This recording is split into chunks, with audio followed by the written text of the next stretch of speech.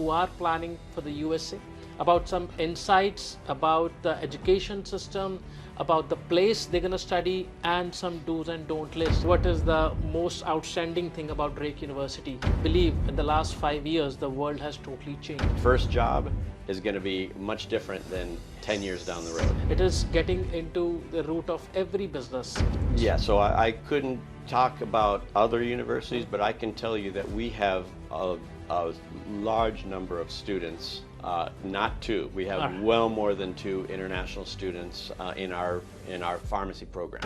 Now, Mr. Trump coming into picture. So how do you look? Will it actually impact the student visas? Because he talked about migrants in journal, we all listened to that, but he made one statement also that he'll be doing some provision when it comes to STEM graduates.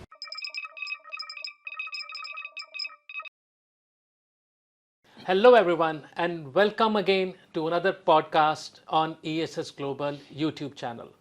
Well, one country is hot topic for the last 2 weeks, and everyone was waiting for some action to happen, some results to be declared regarding that country. So this episode is totally dedicated to USA. You guessed it right. United States of America, bases on education system, and in today's episode we have a special guest all the way from USA, from Drake University, Patrick, who is the Director of International Admissions. So Patrick, thank you so very much for joining us on our podcast today.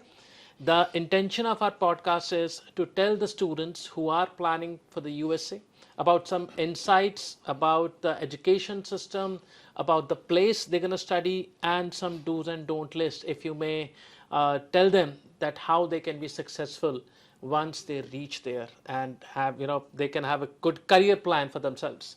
And I'll be asking one question off the record about the new elected president, which may interest to some students or some may not, but that's one question which I'm very curious about. So welcome, Patrick, to our show. Thank you, Rohit. I'm very happy to be here. Thank you for inviting me. Thank you. Okay, so I believe this is not your the first travel to India, right? You have been here earlier also? This is probably number 5 or number 6 in India for me. I remember when I met a couple of more people and from the university, they say India is our second home now. I know all inside and out about India, especially to the places where they have been quite frequent. So Chandigarh, as you told me, it's a second visit, I believe, right? Second visit here. Second visit. So, we are the best city in the India, I can assure you that. City beautiful, Chandigarh. So welcome to Chandigarh. So Patrick, to start with, the first question which I want to ask on behalf of the students are, what is the best thing or what is the most outstanding thing about Drake University that you represent? Wow. How much time do we have? Well, I have all evening. I mean, depending on your schedule, okay. You can go on and on. Yeah. So there's so many things about Drake. So first of all, I want you to know that Drake does things very differently than your traditional U.S. university in many ways. But we can get into some of those specifics as I talk about Drake. I'll be like, oh, and here's something else we do differently, rather than give you a laundry list. But first of all, Drake it's a medium-sized university. All right. Has a student-to-faculty ratio of 10 to 1. Okay. We do that intentionally because we want our professors to know their students by name. Average class size at Drake is 19 students. So learning is not going to be lecture-based. Okay. The students at Drake will never find themselves in a lecture hall with 400 other students scared to raise their hand because they don't want to look stupid, yes, asking a dumb question, yes. So we try and keep the environment intimate learning for our students. So now we have about over 100 undergraduate programs across 7 colleges and schools. Wow. They're all good, of course. They're all accredited, just like every accredited U.S. university. They're going to have solid programs. We have solid programs. Right. But there are some of them that are really head and shoulders above what you're going to find at most universities in the U.S. Sorry, I'm just cutting in between. Out of curiosity, I want to jump in and ask this question. While counseling the students, I always use certain examples to the parents that invest your money and time in that education which the demand is coming in next 4 to 5 years. That's a great idea. Because I believe in the last 5 years, the world has totally changed. The way we used to do the things, the way we used to perceive the things, or even implement certain ideas into practicality, everything has changed. Yeah. And with the new upcoming, on social media, I have seen a lot of things that, okay, 9 to 5 jobs will be, obsolete in coming years. So that the way we are taking education as a career is changing, what I believe. Yeah. So what is your take on that, and how Drake University curriculum prepares students for the upcoming era? Yeah, and that's a great question. That is a great approach to have students thinking about the next job. Yes. Because what students are studying right now, and their first job is going to be much different than 10 years down the road. So Absolutely. that's very important. STEM courses are very important. AI, all about AI is Yes. going to change the face of everything. So Yes. Drake has a very strong AI program. In fact, Drake has the very first undergraduate major in AI in the United States. So we're sort of ahead of the curve on that. So Right.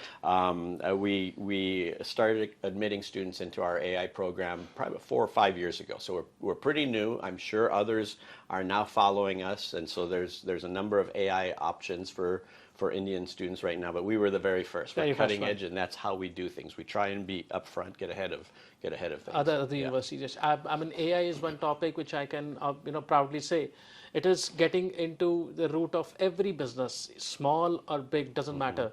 I can give you one example from our organization. What we did, we tried to put AI component in our last 10 year of visa approvals, with their profiles, with their percentage, with their the personality thing, by psychometric tests. So we are getting AI into our system where we can predict how much effort do we need to put in the student to get the visa thing done, how much things need to be worked out. So that's definitely, you said it right. AI will change the whole dynamics of all the industries very soon. And that's one thing where students should actually look into whether or not they are from a certain background, because it is used in every business, in every aspect of life. Okay, so the second question will be, as you mentioned, there are 100 plus programs that Drake offer. How harsh or how difficult are the entry criteria for the students? Normally we have in India two kind of education boards: central board like CBSE, ICSE or Ivy League schools, and the other one are state boards. Mostly, some of the countries, I'll say, have this, if I may use the word, discrimination with the pass out of a central board and the state boards. Do Drake has the same component? I mean, if you're from a state board, you need a certain higher percentage? No, we're going to treat students the same, regardless.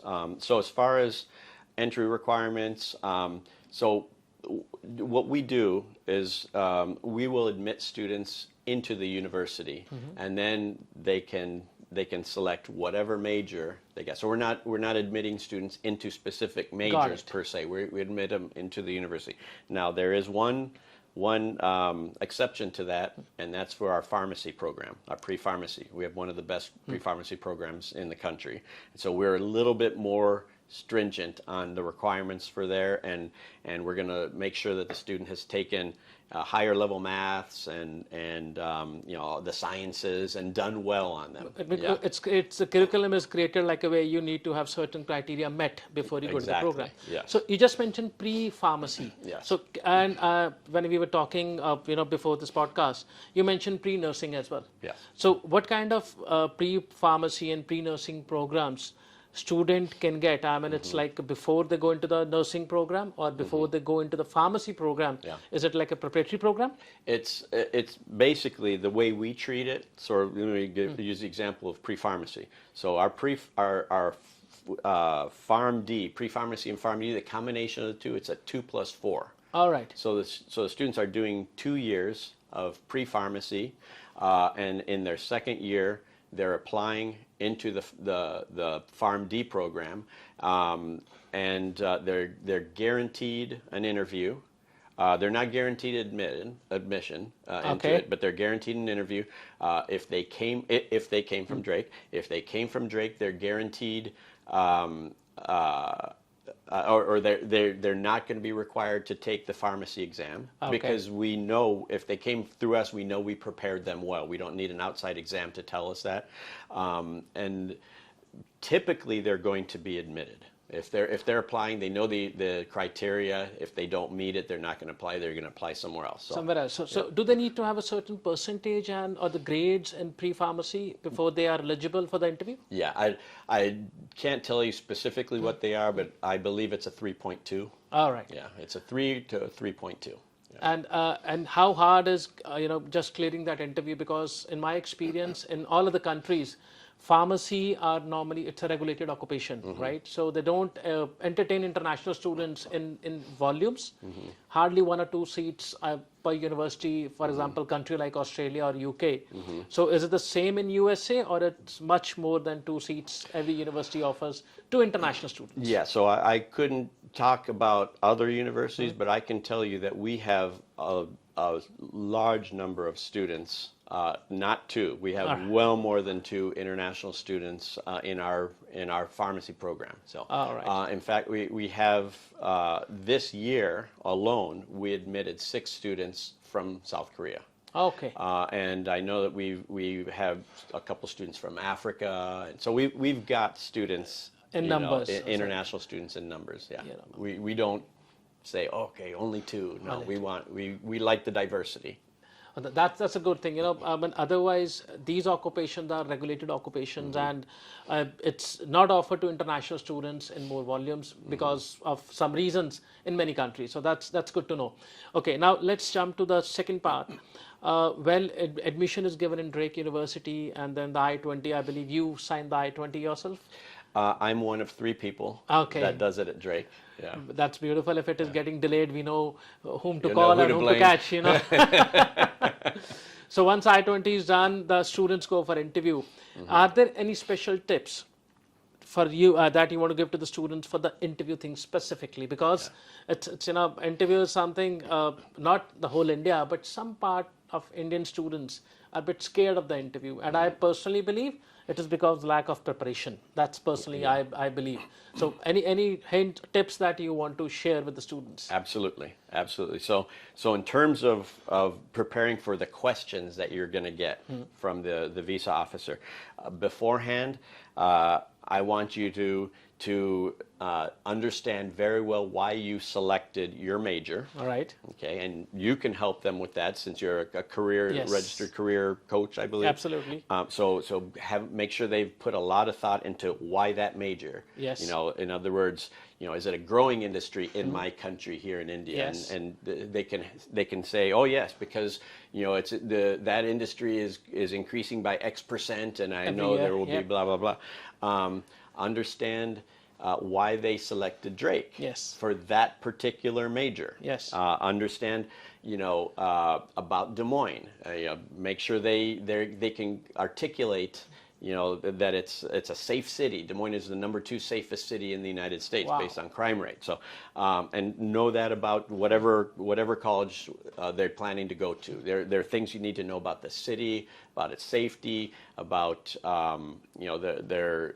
what they're planning to study and why. And don't go and say, oh, because it's ranked X, number. That's not persuasive. Absolutely. That will be a follow-up question after you just mentioned, that preparing students with the future outcomes.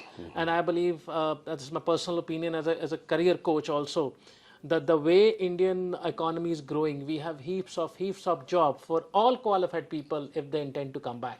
But again, you should have a right education to be at that place. Certainly, yes. So, talking about ranking, when students search universities in USA, I believe over 4,000 higher education institutions come up in that first listing.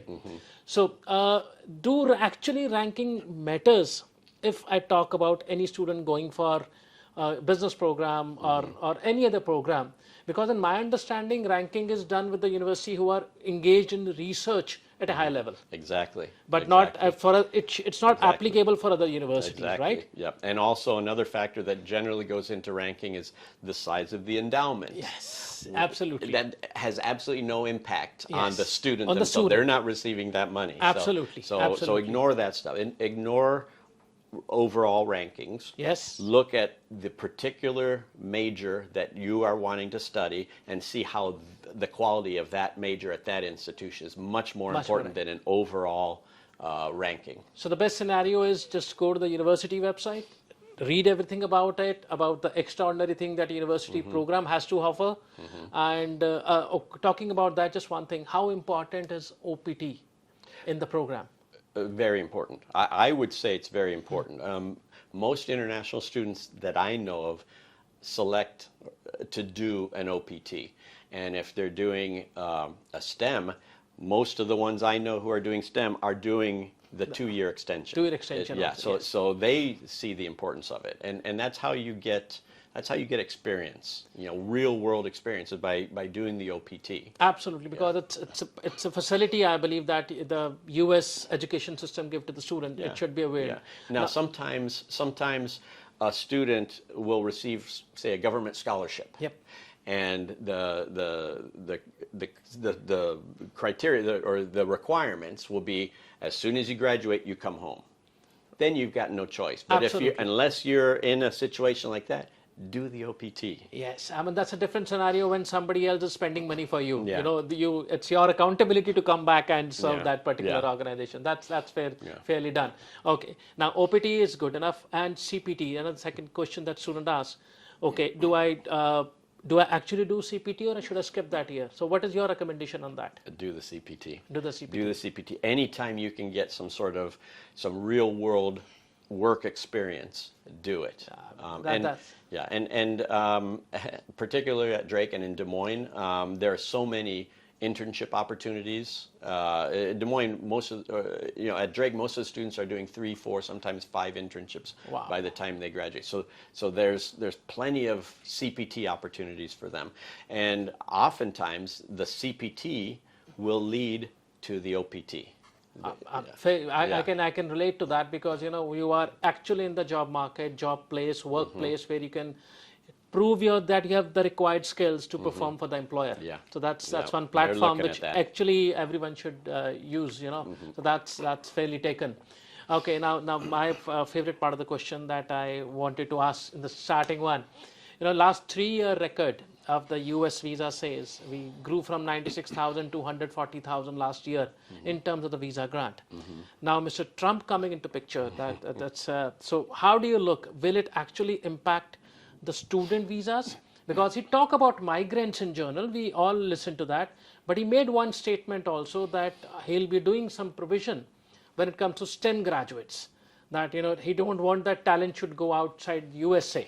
He wants the talent should retain in the USA. So what is your personal opinion on that? Okay, I'll try and be very diplomatic here. So honestly, that's what we're all looking at. Nobody knows. People can speculate, but nobody knows. I know that not just President Trump or President-elect Trump, but most politicians are going to say what they need to say to get elected. So whatever they say, take it with a little bit of grain of salt. All right. So I would say, regardless of what he has said recently, I would say look to history. Yeah. History tends to be the best predictor Yes. of future. Of the future, yes. So we have a 4-year period of him. I think that's what we need to look at as to see what is coming. What is coming? What is Absolutely. coming, yeah.